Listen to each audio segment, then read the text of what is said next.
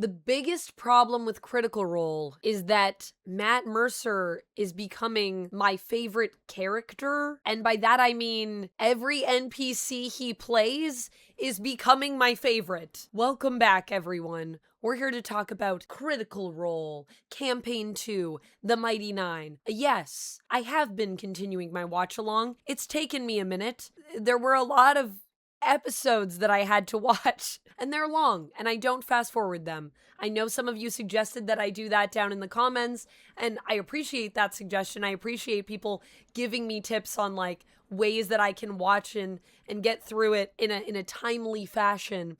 However, I can't watch things sped up. That just doesn't work for me personally. So I've just been watching it as it's going, and it has been such a fun journey. I'm crashing out with how much I love this show. But there is a lot for us to get into because a lot has happened since I've seen you last. So where do we even begin? Let's start with Matt Mercer. Why don't we start there, since that's how I wanted to start this video. Matt Mercer is a true delight to watch DM.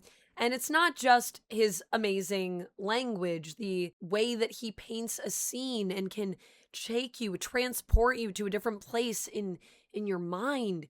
It is also the amazing, kooky, and unique characters that he crafts in this world that helps it to feel so real and so well defined. I did not expect to love a character more than the gnome that we saw in Trustenwald, who was the shopkeeper.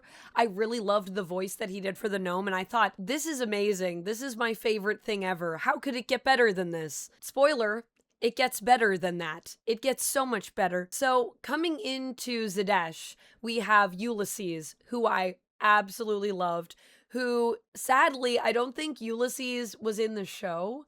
I am going to go back and rewatch season 1 after I go through all of Vox Machina again and do reviews for that and do reactions for each episode of the animated series. But Ulysses, I just thought he was great. And he is basically our tour guide who welcomes us into Zdesh when we arrive with the party.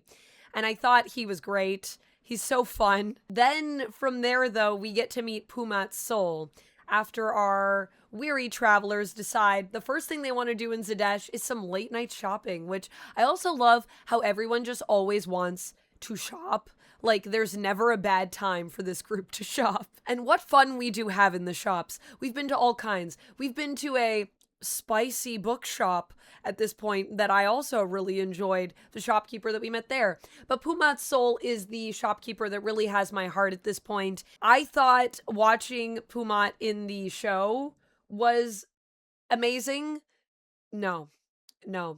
You do not know the true delight of Pumat's soul until you've watched the live play and got to see everyone's reaction at the table when Matt pulls this character out of his hat, because the reaction of the group is amazing. And I love how even the characters that aren't there want to interact with him, even though they're not there. So like later on when they come in and when Molly first meets Pumat's soul, he gets to have a whole first interaction, but there's still this reaction that we get at the table where it is clear that everyone just wants to role play with Pumat. There is a lot of combat, and I'm gonna be honest with you guys. Combat's not my favorite part of D&D. There, I said it. My confession has been made. You know my secret. I'm not a big combat person. I do love playing through combat at a table, but I don't find it to be the most interesting part of a campaign.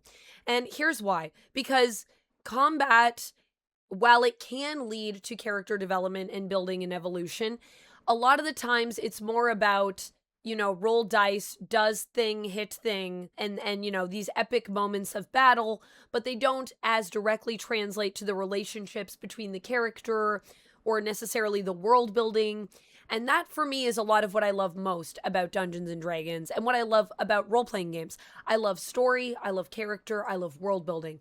Those are my favorite things. So there are times when combat does some of that, but it is a little bit more rare, I would say. Even in a game that is as well played as the Mighty Nein campaign. That being said, even with the combat, we've gotten to have some really fun moments. I've got to also hear Matt Mercer play a spider shrieking, and that just gave me a whole new appreciation for what Matt Mercer can do. This is why he's my favorite. This is why he's my favorite player at the table. Because he can be Pumat's soul and also be a terrifying spider that can teleport around you. And wow, what a delight. But in the combat, we did also get introduced to some other cool characters who are even allies of the party. Our first guest star, we got Shikasta, who I absolutely adore, and I need more Shikasta in my life. And will we ever see Shikasta again?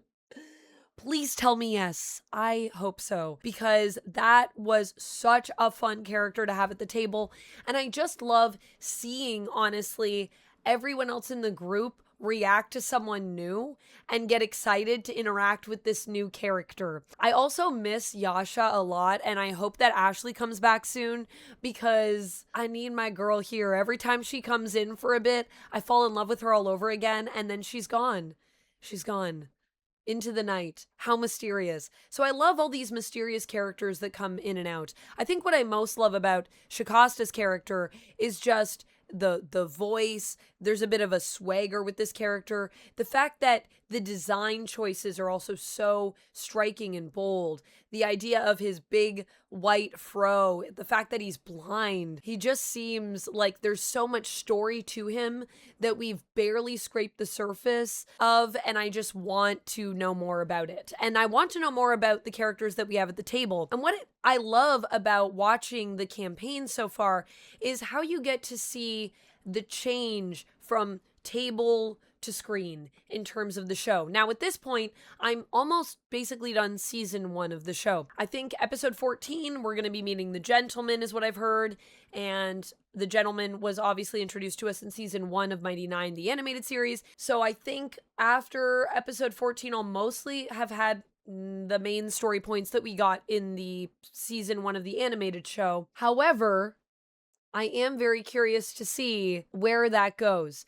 And I also feel that it's cool how they have taken parts of the campaign and just kind of rearranged and woven them. For example, the speech that we get from Caleb and Nott. And can I just say, jokes about Matt Mercer aside, Nott is my favorite character. Sam, oh man, he just makes characters that are so cool and have so much dimension to them. Nott must be protected at all costs. I love Nott so much. And I know I said that I love Nott and Jester before, but I'm going to be real with you guys. Jester and Bo are kind of getting on my nerves a little bit right now. And I still love them. Don't get me wrong. I still love them. But they just have these moments where I find them to be a little bit grating, especially Bo right now. And I know there's reasons that these characters are this way. And I will say, when Jester went to the pillow trove and got that room and had to sit in the room alone, that really moved me. And it made me realize that, Jester is this friendly person who is trying to kind of make everyone laugh and make friends and makes mischief to hold on to her connection to the Traveler, because she's such a lonely person. All of these characters are so beautifully broken. They have such great trauma. It's weird to think that somehow Molly Muck feels like the most stable character of the group. And when you think about Molly Muck and his story, based on what I know from the animated series, based on what I know from even the campaign thus far, the whole idea of how he grew up and then even being with a traveling circus, it's pretty wild that Molly's our moral compass here. You know what I'm saying?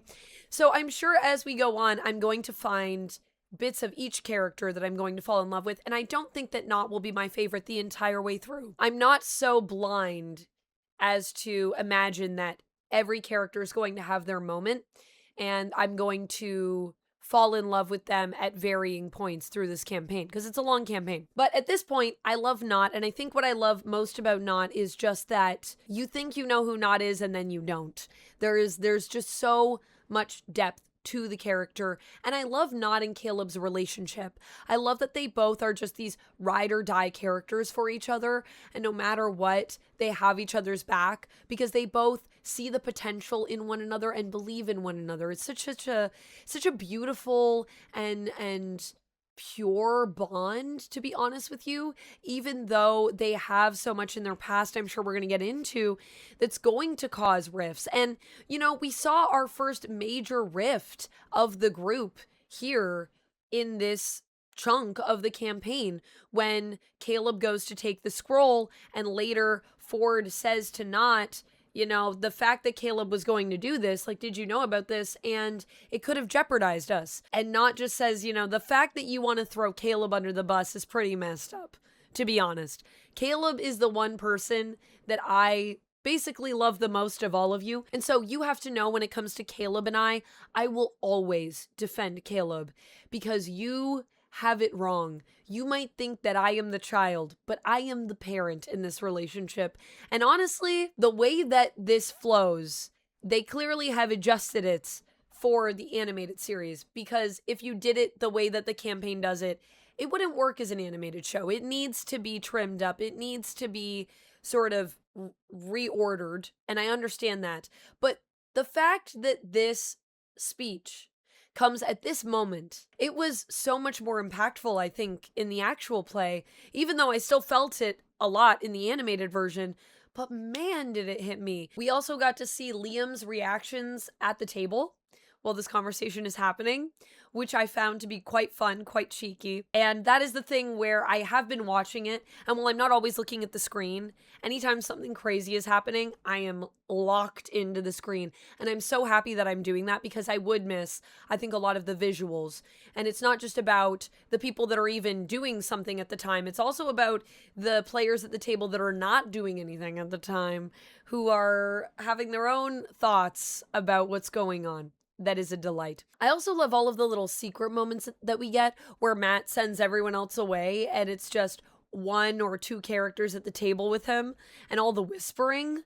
Man, I want more whispering in my role-playing games. I need people to whisper more. It just creates such a fun vibe. I just love that there is information that some people are privy to and others aren't, and they get to choose what they share, and there's a level of trust that people have to buy into.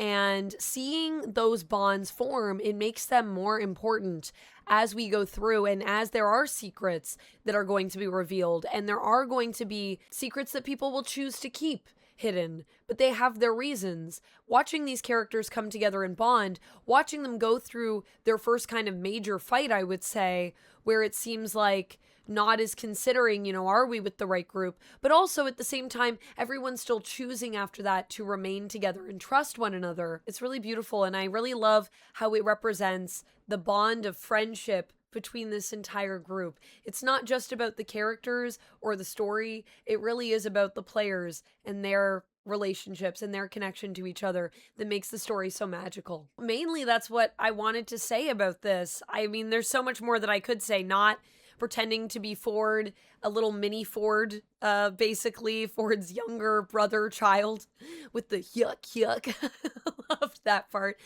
The fact that Caleb's cat, at one point, Frumpkin, gets destroyed with one kick from an NPC is so sad. And then Caleb, of course, has to bring Frumpkin back. All of that stuff is really fun. So there's so many fun moments. There's so many heartbreaking moments. And there's just so much excitement. And it's crazy to see the story play out in this way, where now, because I've watched the animated series, I know what's going on with, you know, this artifact that they've come across, that they have, that they find is very mysterious. They don't know what it is. We know everything when we're watching the animated story, and getting to watch the players discover the story little bit by little bit as Matt's feeding it to them, and as Matt's trying to guide them in directions at times, and they're distracted by things. The fact that Matt kind of puts this history into a book that they almost didn't buy was amazing to me. Like, Caleb wants to see this and then is like, you know, no, I'm not going to buy that. And then only because Jester decides to buy this dry but spicy book, like the spicy version of the Silmarillion, we get any of that history, which is vital. And Matt tried so hard to put it in a place where they'd want it, and then they still almost passed on it. It's so fun. It's so fun, and just the whole group together is a delight to watch. So I cannot wait to continue, and I think our next video probably won't take me quite as long. I will be back with more Critical Role soon. And please stay tuned as well for my reactions and my reviews from Vox Machina. That will also be coming up on the channel. If you want access to reactions, that's for members. And then I also have a Patreon you can check out where we put the full reactions, and I will be doing Vox Machina over there as well. That's all I have for this one. Thank you so much for watching this video. I'll see you guys in the next one, and until next time, stay nerdy, friends. Bye! Oh, and if you're also wondering why my voice sounds a little bit weird, I am a little sick, so please forgive me. I'm down to a dry cough, but yeah, my voice is a little weird. I have Ricola. And if you love when I talk about fantasy, you do need to check out this. Trust me.